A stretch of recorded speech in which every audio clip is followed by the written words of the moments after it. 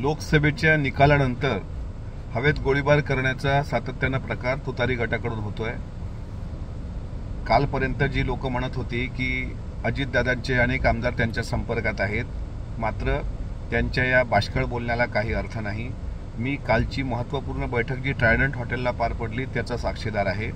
बैठकीनंतर तुतारी गटाच्या 2 ते 3 आमदारांनी संपर्क केलाय। माहिती अंती असं लक्षात येतंय की येणारं अधिवेशन आणि 28 जूनला मांडण्यात जाणारा अर्थसंकल्प हे डोळ्यासमोर ठेवून आमच्या विधानसभा मतदारसंघामध्ये आम्हाला कामं करायची आहेत, म्हणून आम्हाला तुमच्यासोबत यायचं आहे, अशी चर्चा 2 आमदारांची आमच्या वरिष्ठातील काही वरिष्ठांसोबत झालेली आहे। त्यांची नावं पण मला माहीत आहेत, पण यावेळी त्यांचं नाव घेणं योग्य राहणार नाही, कारण तुतारी गटाचा नव्याने उदयाला आलेला नेता यांच्याकडून त्यांच्या जीवाला पण धोका निर्माण होण्याची शक्यता नाकारता येत नाही।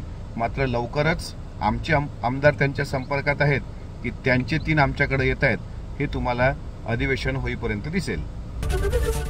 एबीपी माझा, उघडा डोळे बघा नीट।